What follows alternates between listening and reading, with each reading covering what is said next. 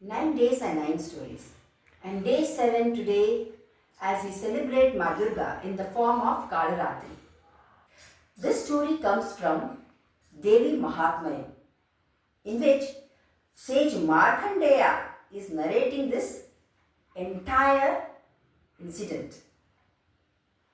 I thank the Puranas, I thank the many scriptures and the books that gives us the true knowledge, the true stories and the very effective meaning that we can derive out for our own life. The chapter 1 of Devi Mahatmya speaks of the Ma Kali or Devi Mahamai who emerges to protect Lord Brahma and who awakes Vishnu, Lord Vishnu, to fight Madhu and Kaitabha.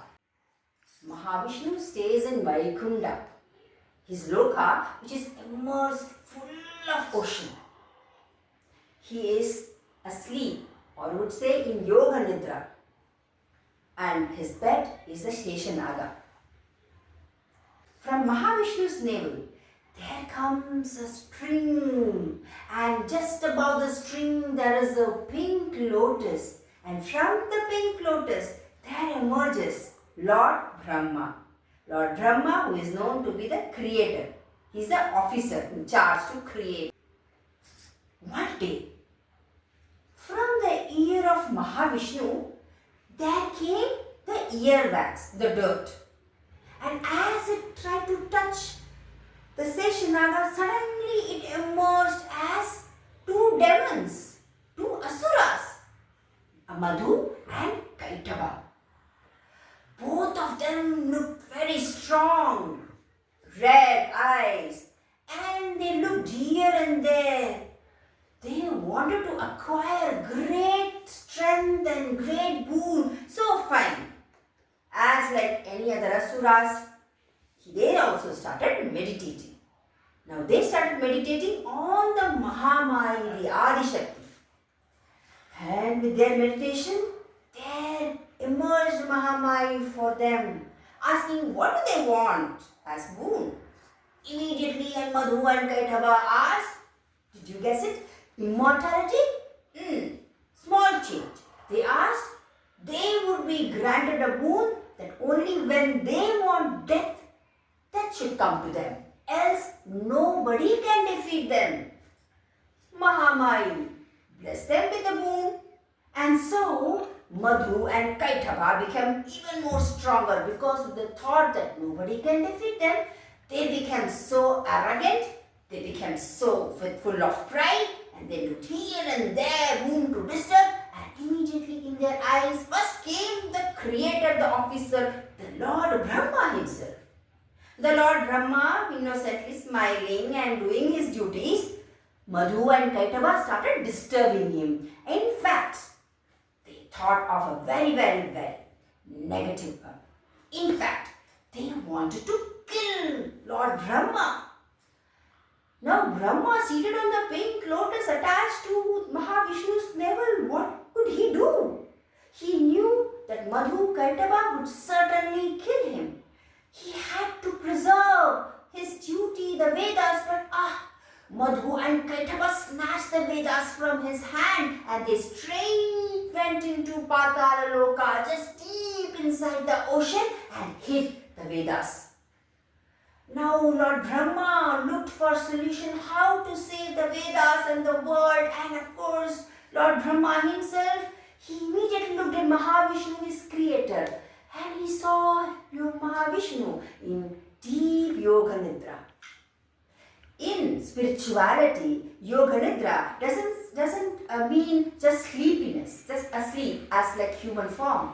Yoga Nidra is a very strong connotation to say it is supreme awakening, in fact supreme state, wherein Lord Brahma looked at Mahavishnu, he looked at his eyes, and just in the below this eyelid, he started looking at the eyelid and started praying.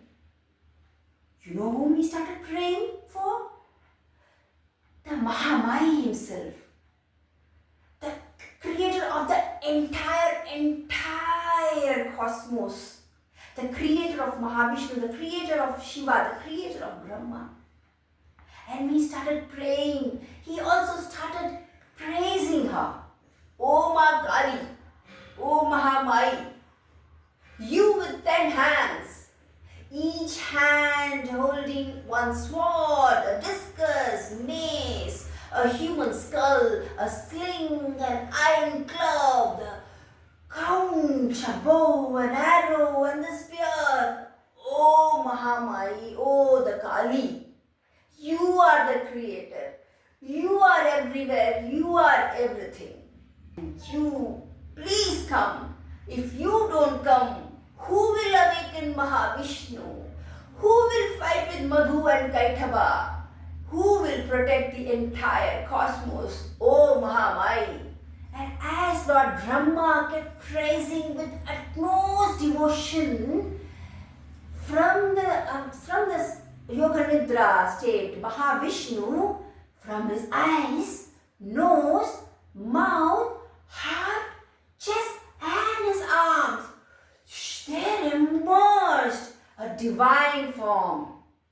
The divine form none other than the Devi Mahamai, the Kali, in her state of beauty and bliss. She gave darshan, she gave the vision to Lord Brahma. And as she was giving the vision, and when she came out of Mahavishnu, you can imagine the state of Mahavishnu. He got an alert state, and Mahavishnu opened his eyes.